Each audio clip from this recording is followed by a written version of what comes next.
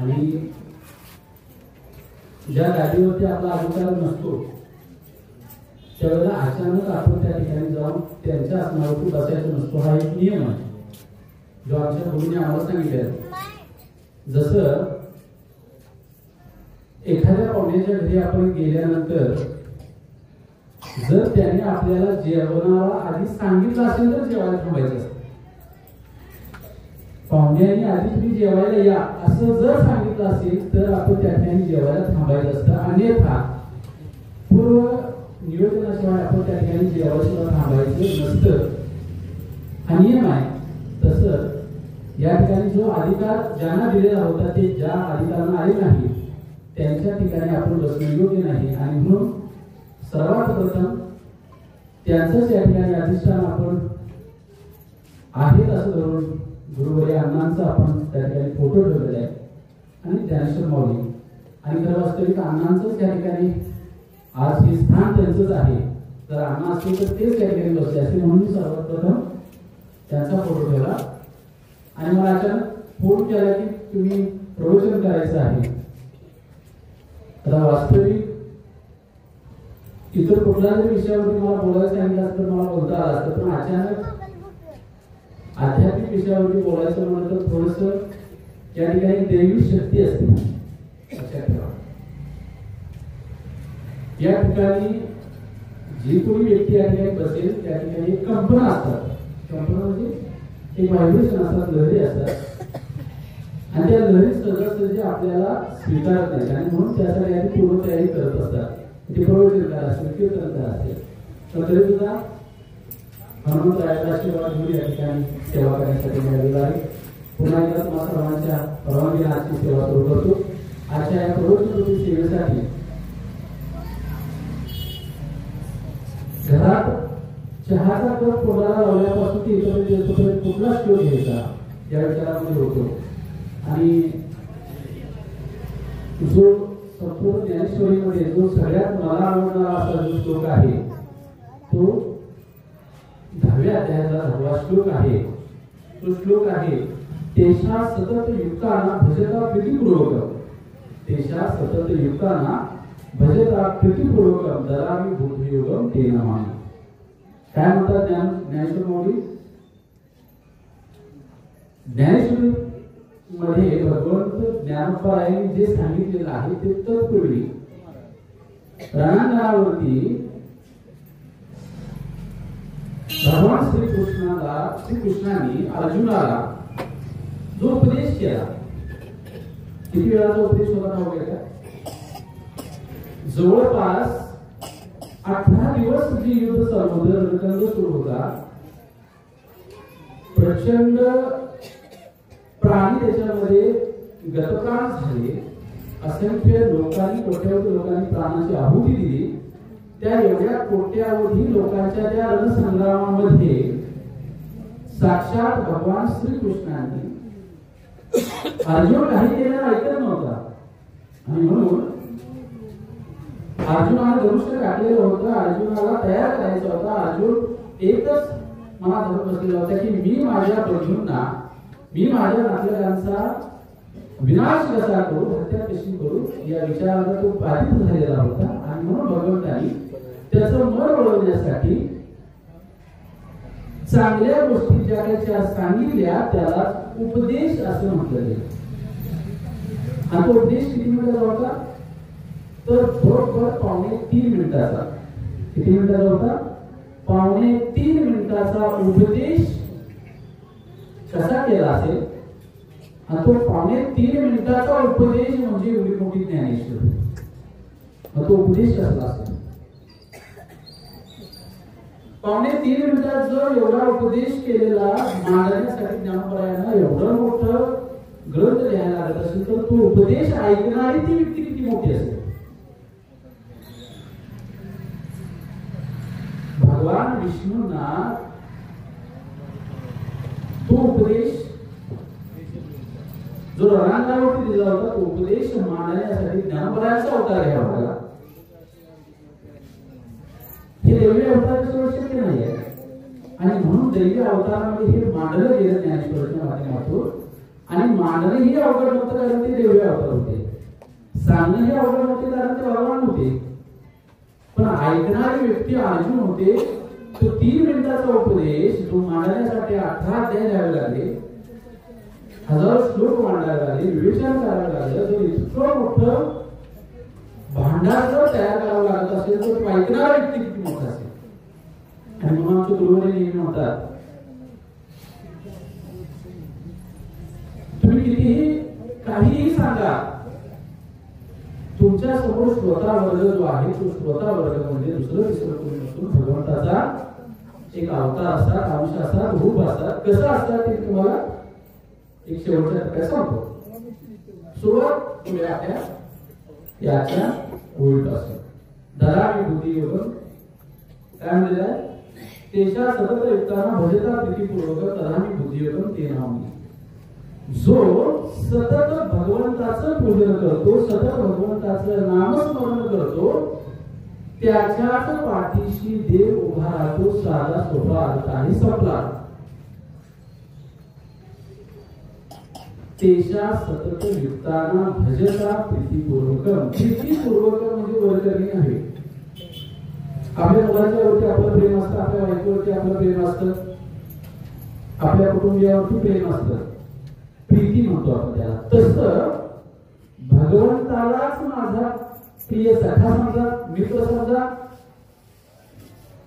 मुलगा समजा, बाळ समजा, भाऊ समजा, बंधू समजा, वडील समजा, काही समजा. जेव्हा तुम्ही प्रीतीनं भगवंताचं नामस्मरण करता, आपलंसं म्हणता, त्यावेळेला भगवंताला सुद्धा तुमच्या पाठीशी उभं राहावं लागतंच.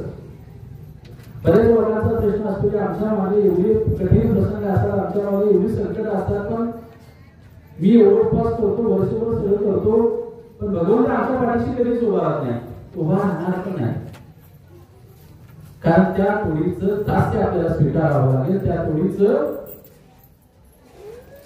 भगवंताचं सेवेकडे आपल्याला व्हावं लागेल. आणि म्हणून या ग्रंथामध्ये म्हटलेलं आहे भजता प्रीतीपूर्वक. आणि भजन प्रीतीपूर्वक करतच नाहीये. भजनाला बसलं आपल्या डोक्यात विचार बसले असतात, नामस्मरणाला बसलं तरी दुसरे विचार असतात. आणि जोपर्यंत मन, बुद्धी, इंद्रिय आणि आत्मा 4 गोष्टी. मन म्हणजे हे जीवन कधी पळणार आहे ना, मन एका क्षणात इकडून निघलं जातं. मन, बुद्धी जे मनाला संतुलित करण्याचं काम करत असतं. मन, बुद्धी, इंद्रिय या 2 गोष्टी ताब्यात असल्याशिवाय इंद्रिय ताब्यात राहणार नाही. आणि संपूर्ण शरीर जोपर्यंत तुमच्या ताब्यात येत नाही तोपर्यंत तुमचं चित्त एकाग्र होणार नाही. आणि चित्त एकाग्र होत नाही तोपर्यंत तुमचं भगवंताप्रती केलेलं नामस्मरण असेल, जप असेल, भजन असेल, कीर्तन असेल, आणि काय असेल ते भगवंतापर्यंत पोहोचणार नाही. आणि जोपर्यंत तुमचं नामस्मरण भगवंतापर्यंत पोहोचणार नाही तोपर्यंत भगवंत तुमच्या दारात येणार नाही. तुकोबाईंना याला कोण आलं, भगवंत आहे. बरोबर आहे ना. नामदेवरावांना याला कोण आले, भगवंत आहे. सगळ्या संतांना याला भगवंत आले. विठुल आहे सगळ्या संतांना शेवटच्या समयी घेऊन जाण्यासाठी भगवंत आले. तुमच्या माझ्या शेजाऱ्यांच्या, आपतिष्टांच्या, नातेवाईकांच्या, घरच्यांच्या, गावातल्यांच्या, किती लोकांच्या शेवटच्या वेळेला भगवंत घ्यायला आले नाही आला. आणि म्हणून संतांनी सांगितलेलं आहे की भजता प्रीतीपूर्वक, भगवंताचं प्रीतीपूर्वक नामघोष करा, नामस्मरण करा, भजन करा, कीर्तन करा, तुम्हाला जे ते करा. पण कधी करा, कधी करा, बाळ जन्माला आल्या आल्या त्याच्या हातामध्ये काय द्या, त्याच्या मुखात मम्मी डॅडी म्हणण्यापेक्षा राम राम म्हणायचं. का भगवंताने सांगितलेलं आहे की जन्माला यायच्या अगोदर भगवंताला आपण वचन दिलेलं आहे. काय वचन दिलेलं आहे आणि कधी, आपण जन्माला येण्या अगोदर तुम्ही मी सगळी सहित शेवटच्या आपण 60-70 किलो वाटचाल करायला लागले तेव्हा सांगतो. तुम्ही ज्यावेळेला तुमच्या आईच्या गर्भामध्ये होता त्यावेळेला विनवणी करत होता कुणाला? भगवंता जीव कोरलाय माझा, जीव कोरलेला आहे, मला मुक्त कर यातून, मला लोक ह्यातून मुक्त व्हायचंय, बाहेर यायचंय, मोकळ्या हवेत यायचंय, वातावरणात यायचंय, मला मुक्त कर. तू हवं ते तुला देतो, तुला हवं ते मी द्यायला तयार आहे.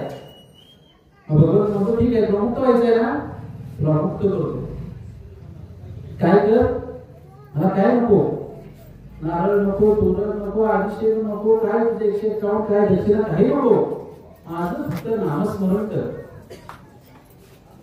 आम्ही काय म्हटलं, त्यात काय देवाला करतो की. तेव्हा मोकळं केलं, जनाला ही सुंदर सृष्टी दाखवली,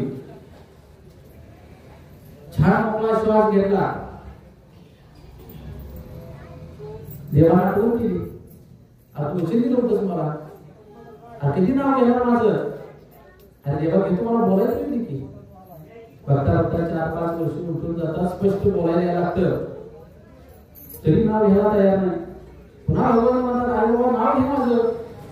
अरे देवा आता मला काय आले, आता हा करायचा, आता मी नाचायला लागलोय, पळायला लागलोय, खेळायला लागलोय, घेतो मी ना. बघता बघता तरुण पण येतो, देव म्हणतो बघ लहान मोठा झाला की आता तरी घे. अरे देवा आता कुठं माझं काम करायचं वय आहे, मुलं मला प्रपंच घरदार माझ्यावरती जबाबदारी आहे, घेतो रे नाव. बघता बघता 40-50 संपूर्ण जाती वृद्धत्वाला येतो. वृद्ध झाल्यानंतर वृद्धत्व आल्यानंतर थोडा राम म्हणायचं आहे, खाली बसलेलं उठता येत नाही, बसलेलं उठता येत नाही, गुडघं दुखतात, हाताला टाळावा येत नाही, नामस्मरण करायला होत नाही. शेवटच्या क्षणी विनवणी करतो, देवा माझा हा आता माझं मला बघवत नाही, मुलं मला बघत नाही, काहीतरी कर. येईल का देव? नाही आला देव.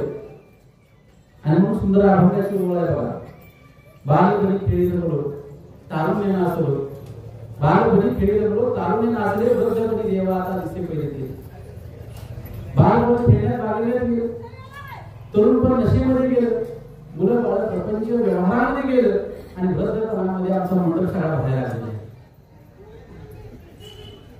नाही ना भगवंत संतांच्याच शेवटच्या समयी गेले, आमच्या तुमच्या कधीही येणार नाही. तेवढ्या आपल्या नामस्मरणामध्ये ताकद नाही आहे. आणि म्हणून संतांनी सांगितलेलं आहे, दुसरं तिसरं काय करत बसू नका, फक्त काय करा, भगवंताला आपलंच करायचं आहे ना.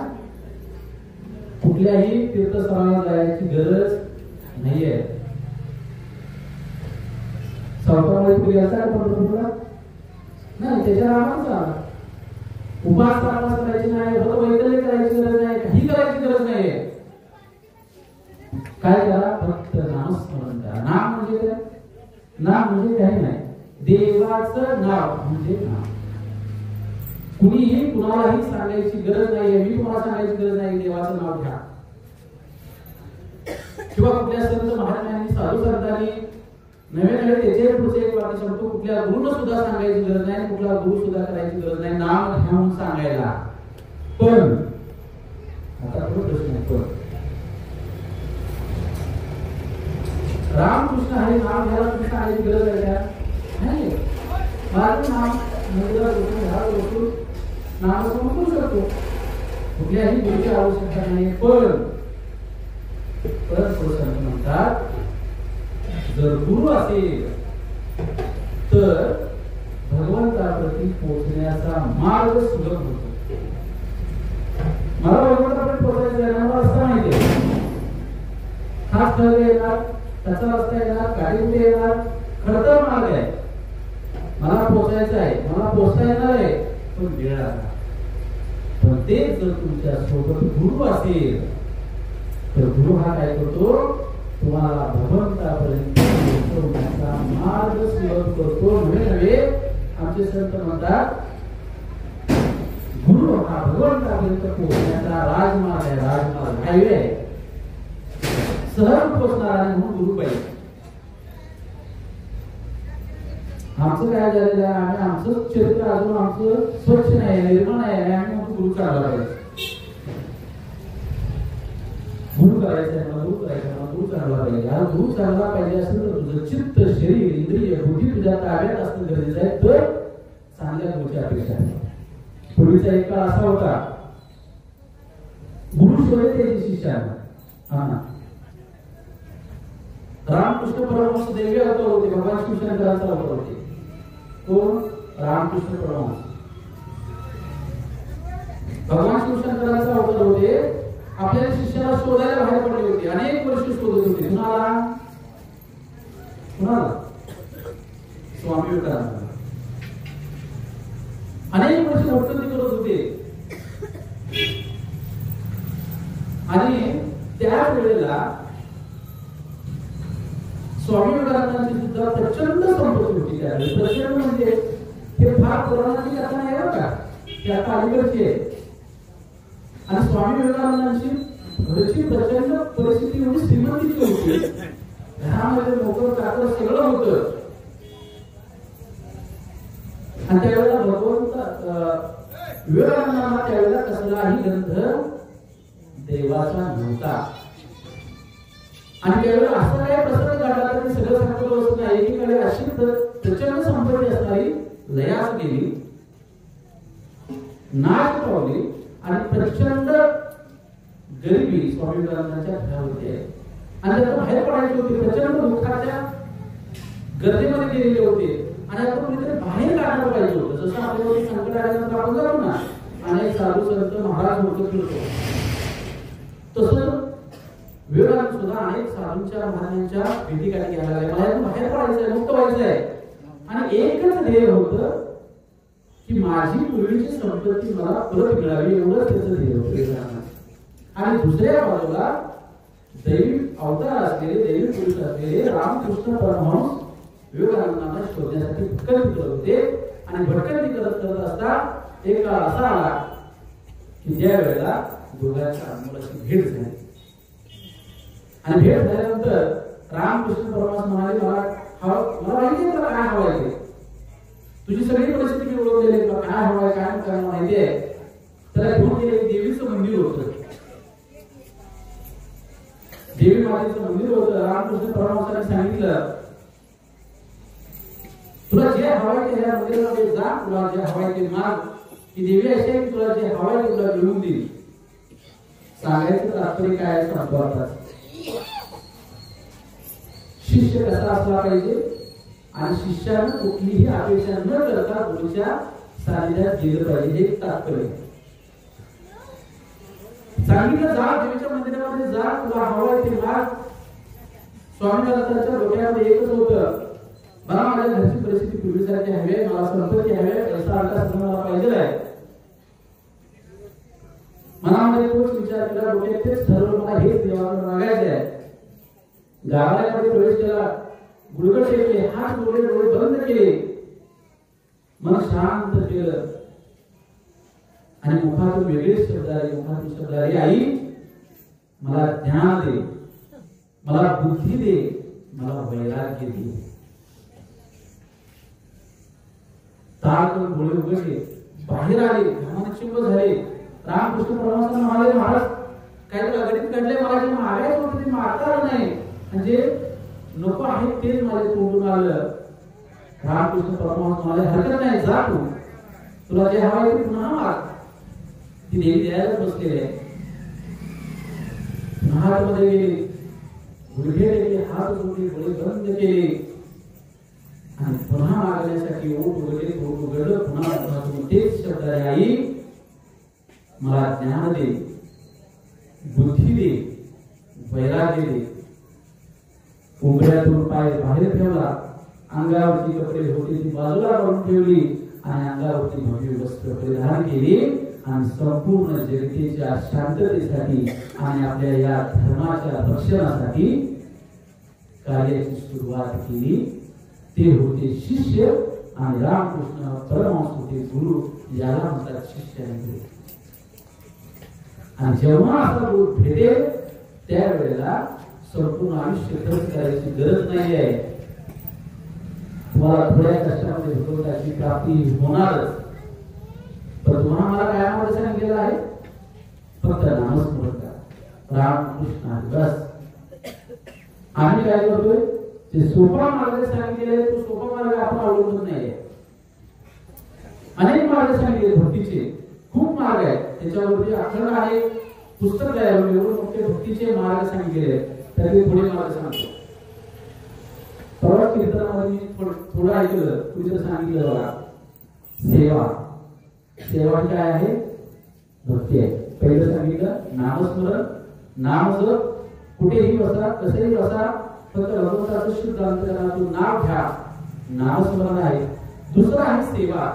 जसं या ठिकाणी आपलं पारायण सोहळा सुरू आहे, अनेक लोक पहाटे उठून या ठिकाणी येतात, वाचन करतात, भजन कीर्तन नामस्मरण सगळं सुरू आहे, त्यांची सेवा करा. ही सुद्धा आहे भगवंताची सेवा करा. तिसरे आहे दास्य सेवा, म्हणजे दास्य भक्ती, जे भगवंतानं प्रभू रामचंद्रासाठी केली होती ती दास्य भक्ती आहे. चरण सेवा आहे, जे दत्त संप्रदायामध्ये केली जाते ती चरण सेवा आहे. प्रीती सेवा, प्रीती सेवा म्हणजे भगवंताला आपलंसं मानायचं आणि भगवंत माझा आहे, मी त्याचा आहे असं समजून. जसं एक थोडीशी कथा थोडक्यात सांगतो. एक व्यक्ती होती, त्या व्यक्तीला मूल नव्हतं, बाळ नव्हतं, काही नव्हतं, पण त्याचा भगवान श्रीकृष्णावरती प्रचंड प्रेम होता, अपार भक्ती होती आणि रात्रंदिवस सदैव फक्त भगवंताचं नाव घ्यायचं, भगवान श्रीकृष्णाचंच नाव घ्यायचं. आणि असं करता करता करता करता एक दिवस त्याचा शेवटचा क्षण आला, तो मरण पावला. बघा, भक्तीत भगवंताच्या नामस्मरणाची किती ताकद असते बघा.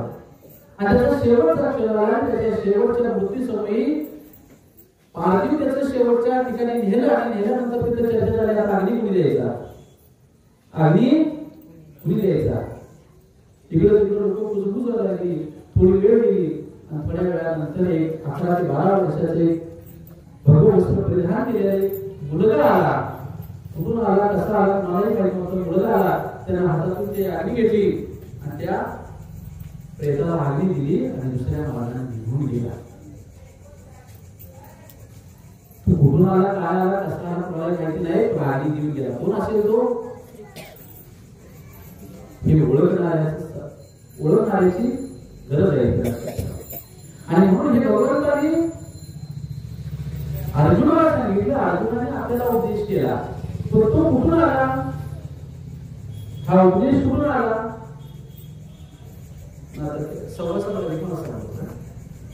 हा उपदेश कुठून आला? जो सुरुवातीला सांगितलं, भगवंताने तुमच्या माझ्यासाठी ही भक्तीची कवाडं खुली केलेली आहे, फक्त तुम्ही आम्ही ती गोळा करायला पाहिजे अशी पसरलेली आहे. जे ज्ञानेश्वरी आपण म्हणतो, ही ज्ञानेश्वरी भगवान श्रीकृष्णांनी अर्जुनाला 3 महिन्याच्या उपदेशामध्ये केली. त्याच्याही आधी हे जे आत्मबोध आहे, हा आत्मबोध भगवान शिवशंकरांनी आपल्या प्रिय पत्नीला सांगितलेला होता. एका सायंकाळच्या वेळेला भगवान शिवशंकर आणि पार्वती एका नदीच्या किनारी बसलेले होते आणि पार्वतीला वाटू लागले की मला आज गुरु आत्मज्ञान ऐकायचं आहे. आणि तिने हट्ट केला भगवान शिवशंकरांच्या पाशी की मला गुरु आत्मज्ञान ऐकायचं आहे. आणि भगवान शिवशंकर नदीच्या किनारी बसून आपल्या प्रिय पत्नीला गुरु आत्मज्ञान सांगू लागले. का आत्मज्ञान फक्त भगवान शिवशंकरांना माहित होतं. गुरु आत्मज्ञान भगवान शिवशंकरांना सांगत होते. पार्वती हुंकार देत होती. हुंकार म्हणजे गोष्ट सांगताना आपण हु करतो ना, तसं पार्वती हुंकार देत होती. भगवान शिवशंकर तरी झाले ते सांगण्यात आणि बघता बघता लक्ष दिलं पार्वतीकडे, तर पार्वती झोपली होती. भगवान शिवशंकर गुरु आत्मज्ञान सांगतायत, पार्वती तर झोपलेली आहे, तो हुंकार कुठं ऐकतो. नदीच्या किनारी फक्त दोघंच आहे, हुंकार कोण देते? भगवान शिवशंकर महाराज इकडून तिकडं बघितले तर त्या नदीमध्ये माशाच्या रूपामध्ये भगवान विष्णू चोरून ते गुरु आत्मज्ञान ऐकत होते. चोरून भगवान शिवशंकर क्रोधित झाले, प्रचंड राग आला, लाडगुड झाले, शाप होऊन आला. तुझे गुरु आत्मज्ञान चोरून ऐकलंस ते मी माझ्या प्रिय पत्नीला गुरु आत्मज्ञान सांगितलं, गुरु आत्मज्ञान तू चोरून ऐकलंस ते तुला कदापिही स्मरणात राहणार नाही. थोड्या वेळात पार्वतीला जाग आली, सगळा प्रकार लक्षात आला आणि पार्वतीने विनंती केली की त्याला शाप दे. आणि थोड्या वेळानं भगवान शिवशंकरांनी शाप दिला. तुझे गुढ आत्मज्ञान सुरू नाही केलंस, ते गुढ आत्मज्ञान तुझ्याकडे मच्छीनाथाचा अवतार घ्यायची, मत्स्यावतार घ्यायची. त्या मत्स्यावतारामध्ये तुला गुढ आत्मज्ञान स्मरणात येईल. मत्स्यावतारानंतर ते मच्छीनाथांना दिलं, मच्छीनाथांनी तेच गुढ आत्मज्ञान गहिनीनाथांना दिलं, गहिनीनाथांनी तेच गुढ आत्मज्ञान निवृत्तीनाथांना दिलं, निवृत्तीनाथांनी ते गुढ आत्मज्ञान ज्ञानोबायांना दिलं. आणि मग प्रश्न पडला ज्ञानोबायांना की माझ्याकडे ज्ञान आहे ते मी आता काय करू. त्यावेळेला निवृत्तीनाथांनी उपदेश केला, हे जे तुझ्याकडे ज्ञान आहे ते सगळ्या संपूर्ण जगतासाठी वाटून टाक, म्हणजे हे ज्ञानेश्वर. हे गुढ आत्मज्ञान कुठून आलेलं आहे? भगवान शिवशंकरांच्या पासून आले. तुम्ही आम्ही काय करतोय? कोणतं साधू सांगा जा उपासनापासून भगवंताची प्राप्ती होईल, जा सोळा रामूक होईल, जा व्रत वैकल्य रामूक होईल, तमुक होईल. तर आमच्या सरकारने सांगितलेलं आहे की दुसरं तिसरं काही करायची गरज नाही, काहीच वैष्णवी करायची. फक्त आपलं चित्त, इंद्रिय, बुद्धी, शरीर, आत्मा जोपर्यंत स्थिर होत नाही तोपर्यंत तुम्ही 1000 जरी नामस्मरणाच्या केल्या तरी त्या भगवंतापर्यंत पोहोचणार नाही. तुमचं जो काय भगवंताचा नामस्मरण आहे, भगवंताचा नामघोष आहे, तो नामघोष ब्रह्मांडामध्ये जोपर्यंत पोहोचत नाही, म्हणजे भगवंतापर्यंत जोपर्यंत पोहोचत नाही तोपर्यंत तुम्ही कितीही रात्रभर जपाच्या माळा केल्या तरीही भगवंतापर्यंत पोहोचणार नाही. आणि म्हणून नारद मुनीला प्रश्न पडला, माझ्यासारखा भगवंताचा नामस्मरण करणारा कोणच नाही. रात्र दिवस नारायण नारायण नारायण नारायण, झोपलं तरी नारायण. माहिती आहे ना, नारद मुनी झोपले तरी त्यांच्या श्वासातून नारायणाचा आवाज येतो. झोपले असते तरी श्वास त्यांच्या नाकाजवळचं काम झाले तर त्यांच्या श्वासातून नारायणाचा ध्वनी यायचा आणि अहंकार झाला. भगवंताला प्रश्न विचारला, भगवंता सांग तुझा सर्वात प्रिय शिष्य कोण आहे, तुझा आवडता भक्त कोण आहे? नारद मुनीला काय उत्तर अपेक्षित होतं? भगवंताच्या मुखात एक शब्द, नारदा तूच माझा प्रिय भक्त आहेस, तुझ्याशिवाय माझा प्रिय भक्त कोणीच नाहीये. मूळ काय सांगतो, नामस्मरण जे करणार आहात, भगवंताचं जे नाम करणार आहात, नाम घेणार आहात, ते इंद्रिय चित्त शुद्ध ठेवून बुद्धी आत्मा इंद्रिय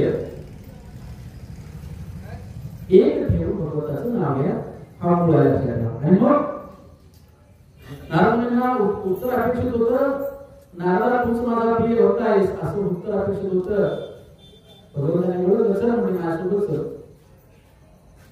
एका ठिकाणी एक शेतकरी माणूस होता. सगळ्या आपण उठला, मुखातून नाव घेतलं रामकृष्ण हरी. शेतामध्ये कामाला गेला, दिवसभर शेतामध्ये कामाला कष्ट केलं, 12 वाजता घरी आला, भाकरीची उटी उघडली, भाकरीचा घास मुखात झाल्यापुढे नाव घेतलं रामकृष्ण हरी. जेवण संपवलं, कामाला आला, पुन्हा सायंकाळी गेला, पुन्हा जेवण घेण्यापूर्वी घास तोंडामध्ये घालण्यापूर्वी पुन्हा नाव घेतलं रामकृष्ण हरी. आणि झोपी जाताना डोळे बंद केल्यापूर्वी पुन्हा नाव घेतलं रामकृष्ण हरी आणि झोपी गेला. नारदा हा मला त्रास होत आहे. नारद म्हणजे हे कसं काय? रात्र दिवस 24 तास 24/7 रात्र दिवस 365 दिवस तुझं नाव घेतो, तू प्रिय कसं काय होतं? आणि भगवंताने उत्तर दिलं, या ज्ञानेश्वरीमध्ये त्याचं उत्तर आलं. भगवंताने उत्तर दिलं, तू जो नाव घेतो त्याच्या नावाच्या पाठीमागे कुठलाही स्वार्थ दडलेला नाही. देवळामध्ये येऊन आणि ज्यावेळेला भगवंताजवळ नतमस्तक होतो त्यावेळेला कुठला स्वार्थ असतो आणि त्या स्वार्थापोटी जेव्हा भगवंताचं नाव घेतलं जातं त्यावेळेला ते नाव भगवंतापर्यंत पोहोचत नाही. आणि नाव घेत असताना कुठलाही स्वार्थ परमार्थ डोक्यात न ठेवता फक्त भगवंताला मी माझ्या आईच्या गर्भामध्ये असताना भगवंताला दिलेलं वचन पूर्ण करीत आहे हा एकच धर्म ठेवून भगवंताचं नामस्मरण करा. आणि दुसरी अंतिम गोष्ट म्हणजे त्याची त्या नाण्याची नामस्मरणाच्या नाण्याची दुसरी बाजू अहंकार. या अहंकाराची महत्वाची दुसरी बाब सांगतो आणि आपण पूर्णविराम देऊया. एक बाजू सांगितली नामस्मरणाची जोपर्यंत तुमचं संपूर्ण शरीर इंद्रिय चित्त बुद्धी आत्मा एक होत नाही तोपर्यंत भगवंतापर्यंत पोहोचणार नाही. दुसरी गोष्ट ही सगळी इंद्रिय ताब्यात आली सगळं एक झालं पण दुसरी गोष्ट त्या सगळ्या कार्याला जर अभिमानाची तीन मात्र जर त्याला बाधा झाली तरी सुद्धा ते नाम ह्या चौकटीतून बाहेर पोहोचणार नाही. आणि मग काय करायचं आहे तुम्ही जे काय भगवंताप्रती काम करताय. मी आज 3 तास ज्ञानेश्वरी वाचली कुठेही जगाला सांगितलं बसू नका. मी हरिपाठ केला सुंदर गायन केलं कपाळ वाजवला जगाला सांगत बसू नका.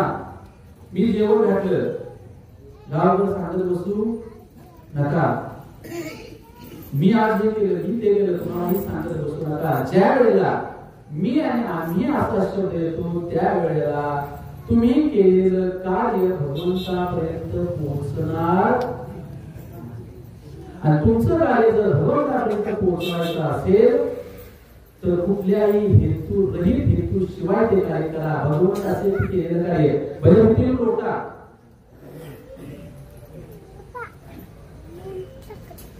नुकतंच कोल्हापूरमध्ये आपल्या पाडव्याच्या दिवशी 3 ते 4 दिवस सलग भाविक भक्त येऊन गेलेले होते. आणि भाविक भक्त येऊन गेल्यामुळे तिथला सगळा परिसर स्वच्छ झालेला होता. सगळा परिसर घाणघाण झालेला होता. 3-4 दिवसानंतर थोडीशी गर्दी ओसरल्यानंतर तिथं स्वच्छता करायला अनेक लोक आलेले होते. आणि त्यावेळेला मी आमच्या सगळ्यांच्या तिथं दर्शनासाठी गेलेले होते. तर त्यावेळेला लक्षात आलं की ही जी लोक स्वच्छता करणार होती मंदिरात हातात खराडा घेऊन सवता घेऊन लोटत होती कचरा गोळा करत होती. त्याच्या एक पद्धत सांगतो ज्या काही भाविकांनी चपला आधी टाकली ना ती चपला आपल्या हाताने घेऊन स्टँडमध्ये ठेवत होती. ती लोक मोठमोठे बिझनेसमॅन होते. इतकी मोठी बिझनेसमॅन होती की त्यांच्या कंपनीमध्ये जवळपास 5-10 हजार कर्मचारी होते. पुणे बेंगलोर ह्या ठिकाणी त्यांच्या कंपनीमध्ये ती लोक.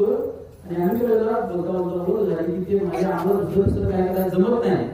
देवळात जाऊन बसायला जमत नाही. कुठे काय नामस्मरण करायला जमत नाही. म्हणून आम्ही अशा गोष्टी करू. ते खरं कार्य ती खरी सेवा भगवंताला होते. आणि ते काही गावावर सांगत फिरले नाही की मी मोठ्या बिझनेसमॅन आहे उद्योगपती आहे हे करायला ते करायला कुठेही सांगत बसले नाही. आम्ही स्वतःहून विचार म्हणून ते सांगितलं. आणि म्हणून तुम्ही जे काय करताय मूळ सोडायचं नाही. नामस्मरण जे काय करणार आहात ते नामस्मरण करताना अभिमानाची 3 मात्रे त्याला चिटकून घेऊ नका. अभिमान थोडक्यात शेवटची कथा सांगतो नाही आपण पूर्ण आपल्या भगवान श्रीकृष्णाने शिष्यांची परीक्षा घ्यायची ठरवलं. एका बाजूला होता कर्ण एका बाजूला होता अर्जुन. आणि काय सांगितलं 2 सोन्याचे डोंगर उभे केले. कशाचे सोन्याचे डोंगर उभे केले. आणि 2 सोन्याचे डोंगर उभे होते. आणि दोघांनी सांगितलं जावा हे डोंगर जे आहे सोन्याचे ते सोन्याचे डोंगर तुमचे आहेत हे फक्त वाटून टाकायचे. काय सांगितलं सोन्याचे डोंगर आहेत वाटून टाका. अर्जुनाने काय केलं थोडी व्यक्ती पाठी घेतली सगळ्या गावात दोन्ही पेटवली. या या या या मी सोनं वाटते. एका बाजूने सुद्धा सोनं वाटायला सुरुवात केली. सोन्याचा डोंगर आहे संपणार येतो नाही. संपणार सोन्याचा डोंगर पूर्ण भागून गेला. सोन्याचा डोंगर काय संपेना. लोक कंटाळीत नेऊन किती नेणार आहे. दुसऱ्या बाजूला कर्णाला तो सोन्याचा डोंगर गेलेला होता. आणि काय सांगितलं कर्णानं सगळ्या गावाला सांगितलं या लोक हो हा सोन्याचा डोंगर तुमचा आहे, घेऊन जावा, घरी घ्या. श्रेष्ठ कोण आहे? कृष्ण आहे. आजही जरी अर्जुन सर्वश्रेष्ठ असला, अर्जुनाला जरी भगवंताच्या जवळचा मानला गेला असता तरी सुद्धा कुठेही उल्लेख आला नसेल. पण या ग्रंथामध्ये उल्लेख आलेला आहे भगवंताच्या जवळ जवळ अर्जुनापेक्षा कर्ण हा सर्वश्रेष्ठ प्रिय होता. तो का प्रिय होता? कारण अभिमानाची पाठ करायला लागली. आणि म्हणून आपण गेली 7 दिवस नामजप केला, हरिपाठ केला, भजन केलं, कीर्तन केलं, नामस्मरण केलं. भगवंताने सांगितलेलं आहे, संतांनी सांगितलेलं आहे 365 दिवसापैकी फक्त एक दिवस नाही सांगितलेला. तुम्ही तर 365 दिवसापैकी 7 दिवस अखंडपणे नामजप केलेला आहे. आणि म्हणून शेवटच्या क्षणी मी केलेला मागायचा मला अधिकार आहे. मी तुझी सेवा केली, मी या ठिकाणी हरिनाम केलेला आहे, सत्कार केलेला आहे, तुझं नामस्मरण केलेलं आहे, भजन केले, कीर्तन केले, नवे नवे तिथं तुमच्यापैकी काय आम्हाला आम्ही काहीच केलेलं नाही. समोर बसायचं म्हणते की आम्हाला काय भजन येते, कीर्तन येते, काय वाचायला येते, काय नाही.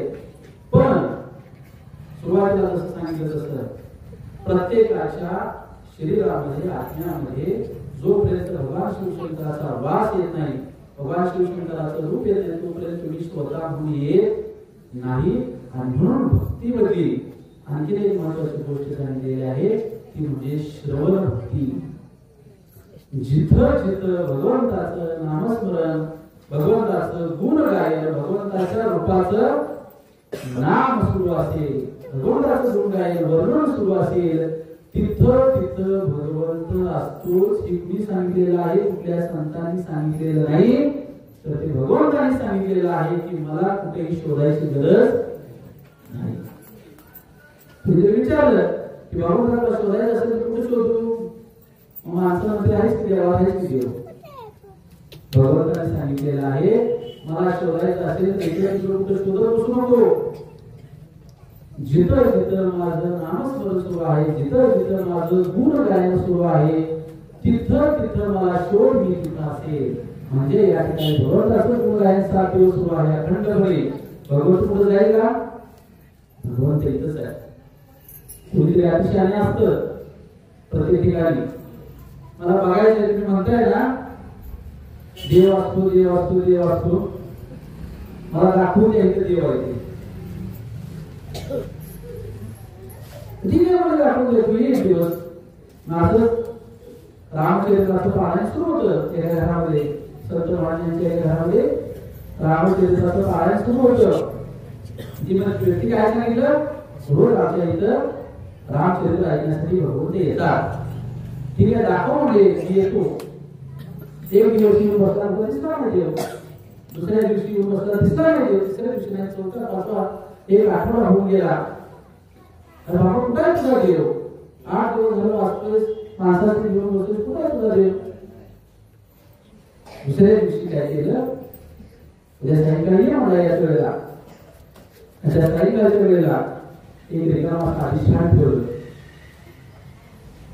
मी जसं पुढच्या गावाला घेऊन बसतोय तसे गावाला ते साधक वाचत होते, ते रामचरित्र वाचत होते. सुंदर अशा पद्धतीने कल्याण झालेले होते, वाचनामध्ये गुंग झालेले होते. आणि वाचल्यानंतर मध्येच काढताना काय चालवलेच आहे. मी 8 दिवस झालो म्हणतो देव कुठे आहे, देव कुठं वाचला, ऐकायला मला दाखवा, दाखवा, दाखवा, कुठे आहे मला दाखवा. तुम्हाला बघायचं आहे ना, त्या व्यासपीठावरती देव बसले. हे कसं काय सांगताय म्हणजे या म्हणजे बघा. आणि ती छोटस असणारं व्यासपीठ हलवलं, जागचं हल्लं नाही, जागचं हल्लं नाही व्यासपीठ. तेव्हापासून आज सांगाय आपल्याकडे ती कथा असेल नसेल मला माहिती नाही, पण ज्या ज्या ठिकाणी रामचरित्राचं पारायण असेल त्या त्या ठिकाणी रिकामं व्यासपीठ ठेवलं जातं. ते कुणासाठी असतं? प्रत्यक्ष हनुमंतराय आपल्या रामचंद्राचं गुणगान ऐकण्यासाठी येतात. अजूनही ती गोष्ट प्रचलित आहे. म्हणून आजही अजूनही रिकाम व्यासपीठ रिकाम त्या ठिकाणी ठेवलं जाण्याची प्रथा मी बऱ्याच ठिकाणी अजून बघितलेली आहे आणि ठेवलं जातं. ही ताकद नामस्मरणामध्ये आहे.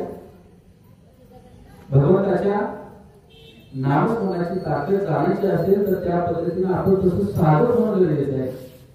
7 दिवस रामजप केला, 7 दिवस भजन कीर्तन केलं म्हणजे आपण भगवंताचं सच्चे पायी झालो असं नाही. तर त्यासाठी खऱ्या अर्थानं आपण भगवंताप्रती लीन व्हायला पाहिजे. तर आणि तरच आपल्या शेवटच्या क्षणी भगवंत येईल. जसं संतांना न्यायला भगवंत आलेला होता. आणि अशा पद्धतीचं जर आपण सेवेकरी झालो, पायी झालो, दास्य झालो, भगवंताप्रती आपण तेवढी प्रीती ठेवली, शेवटचं भगवंताप्रती तेवढी प्रीती ठेवून त्या प्रीतीनं जर आपण भगवंताचं आचरण केलं, गायन केलं, भजन केलं, कीर्तन केलं, भजता प्रीतीपूर्वक दरामी बुद्धी योग ते म्हणाले तर आणि तरच भगवंत तुमच्या माझ्या पाठीशी काही ही शेवटची प्रक्रिया आणि याच्या त्या प्रवचन सेवेला पूर्ण राहूया. कुंडली श्री ज्ञानदेव भगवान. शेवटचं एक वाक्य. तर अचानक मला 6:30 वाजता आल्यानंतर फोन आला स्टेटन पाटलांसाठी या म्हणून. पण एवढं ही शक्ती त्या व्यासपीठाची शक्ती म्हणून सांगितलं होते की अण्णांचा पहिला फोटो ठेवा. कारण त्या खुर्चीत बसवले तर मला थरथर लागत होते. ते जर मला मोकळे बोलायला गावात स्टँडवर बोलले आणि त्या व्यासपीठावर बसल्यानंतर अजूनच घेऊन जा म्हणून सुरुवातीला सांगितलं होतं की इथे गहरी फार मोठे असतात. जो कोणी बसतो त्याला कळता गेला गहरी किती ताकद. आणि मग मी आलेल्या सांगितलं की पुढची गोष्ट बोलतो. ते काय प्रवचनच करायचं असं नाहीये, डोक्यात प्रवचन नाहीये, एक भगवंताचं वर्णन करायचं.